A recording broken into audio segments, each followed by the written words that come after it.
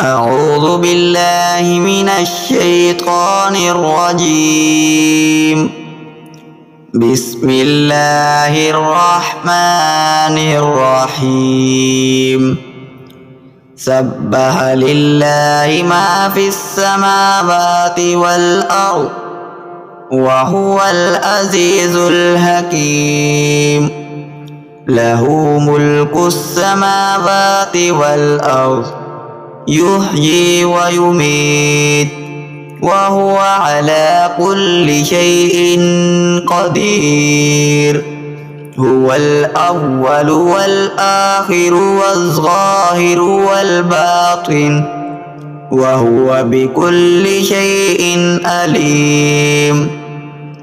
هو الذي خلق السماوات والأرض في 6 أيام ثم استوى